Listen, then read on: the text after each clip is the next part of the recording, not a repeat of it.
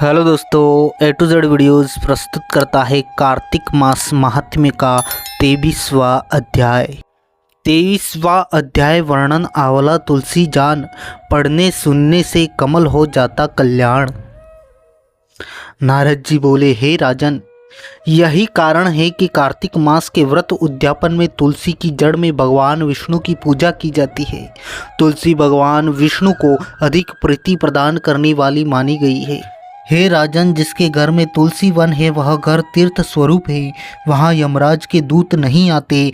तुलसी का पौधा सदैव सभी पापों का नाश करने वाला तथा अभिष्ट कामनाओं को देने वाला है। जो श्रेष्ठ मनुष्य तुलसी का पौधा लगाते हैं वे यमराज को नहीं देखते। नर्मदा का दर्शन, गंगा का स्नान और तुलसी वन का संसर्ग, ये तीनों एक समान कहे गए हैं।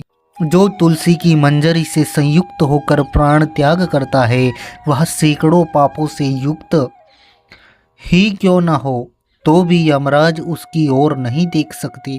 तुलसी को छूने से कामिक, वाचिक, मानसिक आदि सभी पाप नष्ट हो जाते हैं। जो मनुष्य तुलसी दल से भगवान का पूजन करते हैं वह पुनः गर्भ में नहीं आते, अर्थात जन्म मरण के चक्र से छूट जाते हैं। तुलसी दल में पुष्कर आदि समस्त तीर्थ, गंगा आदि नदियाँ और विष्णु प्रभृति सभी देवता निवास करते हैं।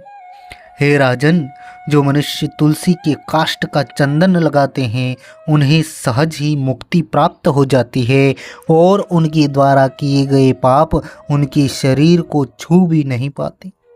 जहाँ तुलसी के पौधे की छाया होती है वहीं पितरों की तृप्ति के लिए श्रद्धा करना चाहिए। जिसके मुख में, कान में और मस्तक पर तुलसी का पत्ता दिखाई देता है उसके ऊपर यमराज भी दृष्टि नहीं डाल सकते, फिर दूतों की तो बात ही क्या है।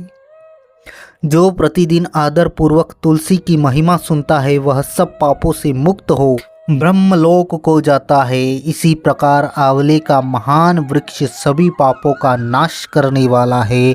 आंवले का वृक्ष भगवान विष्णु को अधिक प्रिय है। इसके स्मरण मात्र से ही मनुष्य गोदान का फल प्राप्त करता है। जो मनुष्य कार्तिक में आंवले के वन में भगवान विष्णु की पूजा तथा आंवले की छाया में भोजन करता है उसके भी पाप नष्ट हो जाते हैं। आंवले की छाया में मनुष्य जो भी पुण्य करता है वह कोटि गुना हो जाता है। जो मनुष्य आंवले की छाया के नीचे कार्तिक में ब्राह्मण दंपत्ति को एक बार भी भोजन देकर स्वयं भोजन करता है वह अन्न दोष से मुक्त हो जाता है। लक्ष्मी प्राप्ति की इच्छा रखने वाले मनुष्य को सदैव आंवले से स्नान करना चाहिए। नवमी, अमावस्या, सप्तमी, संक्रांति, रविवार, चंद्र ग्रहण तथा सूर्य ग्रहण के दिन आंवले से स्नान नहीं करना चाहिए। जो मनुष्य आंवले की छाया में बैठकर पिंडदान करता है उसके पितर भगवान विष्णु के प्रसाद से मोक्ष को प्राप्त होते हैं। जो मनुष्य आंवले के फल और तुलसी दल को पानी में मिलाकर स्नान करता है उसे गंगा स्नान का फल मिलता है। जो मनुष्य आंवले के पत्तों और फलों से देवताओं का पूजन करता है उसे स्वर्ण, मणि और मोतियों द्वारा पूजन का फल प्राप्त होता है।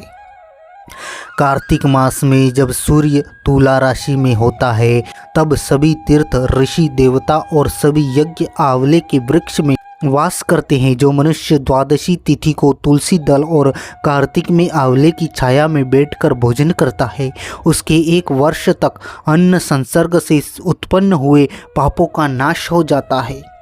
जो मनुष्य कार्तिक में आंवले की जड़ में विष्णु जी का पूजन करता है उसे श्री विष्णु क्षेत्रों के पूजन का फल प्राप्त होता है। आंवले और तुलसी की महत्ता का वर्णन करने में श्री ब्रह्मा जी भी समर्थ नहीं हैं, इसलिए धात्री और तुलसी जी की जन्म कथा सुनने से मनुष्य अपने वंश सहित भक्ति को पाता है। तो यह थी कथा दोस्तों कार्तिक मास महात्म्य के 23वें अध्याय की।